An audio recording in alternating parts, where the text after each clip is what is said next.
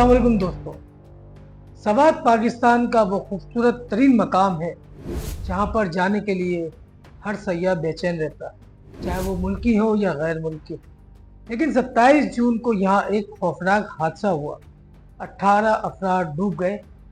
क्या ये महज एक हादसा था या इसके पीछे बड़ी कोई गफलत छुपी थी, और कौन इस हादसे का कितना कसूरवार है, ये देखते हैं। दरिया सवात कालाम वादी के करीब एक खानदान जो सियालकोट या मर्दान से सयाहत करने के लिए आया था, जिनमें बच्चे और खवातीन भी शामिल थी, वो सब मिलकर खुशी से सेल्फियां ले रहे थे कि अचानक एक सैलाबी रेला आया और 18 जिंदगियां पानी में बहा कर ले गया।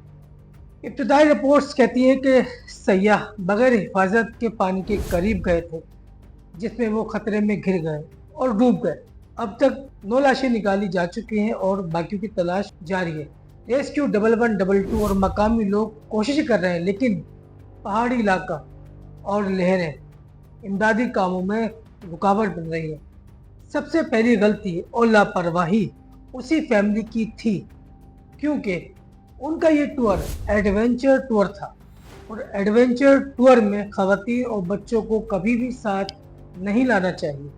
लेकिन हमारे यहाँ लोग किसी चीज़ की परवाह नहीं करते, जिंदगी मौत अल्लाह पर डालकर खतरात में कूद जाते हैं।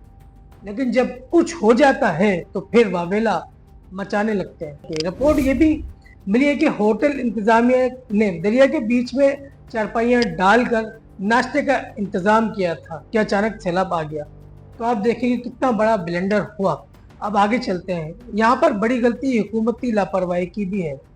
मौसम की पेशगोई में बारिश और सैलाब का खतरा था, लेकिन क्या इंतजामिया ने इंतबाह दिया?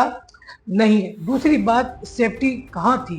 लाइफ जैकेट्स, वार्निंग साइन कुछ भी नहीं था। कुछ रिपोर्ट्स तो ये भी कहती हैं कि गैर कानूनी कश्तियाँ चल रही थी जो इस मौसम में खतरनाक होती हैं।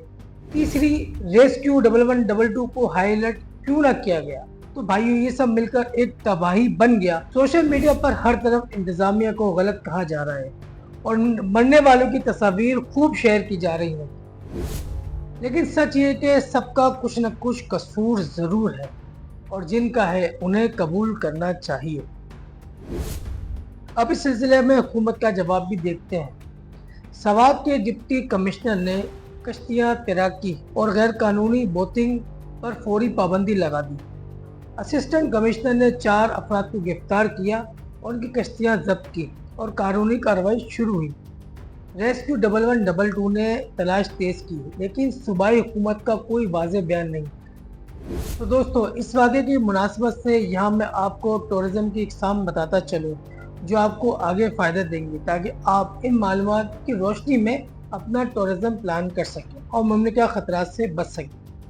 तो Swat eco tourism, adventure tourism और फैमिली टूरिज़्म के लिए मशहूर है। इको टूरिज़्म तो कुदरत की खूबसूरती दिखाता है, लेकिन एडवेंचर टूरिज़्म कश्ती चलाना, तैराकी करना और पानी में जाना खतरात हो सकता है। अगर हिफाजत ना हो तो ऐसे टूरिज़्म फैमिली के साथ नहीं करने चाहिए। बाकी फैमिली टूरिज़्म जैसे पिकनिक वगैरह फैमिली के लिए हो सकता है।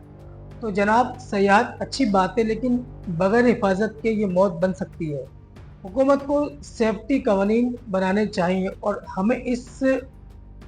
हमें खुद एहतियात करनी चाहिए। क्या हम इस साने में सबक सीखेंगे या दरवाज़ा या दोबारा गलतियाँ दोहराएंगे? क्या हम इस साने से सबक सीखेंगे या दोबारा यही गलतियाँ दोहराएंगे? दोस्तों, ये थी सवात के इस दिल दहला देने वाले साने की कहानी। 18 जिंदगियाँ चली गई, लेकिन क्या हमने कुछ सीखा? क्या हुकूमत की ये कार्रवाई काफ़ी है? क्या सयाहों को खुद एहतियात करनी चाहिए? अब मिलते हैं अगली वीडियो में। तब तक के लिए अपनी हिफाजत का ख्याल रखिए।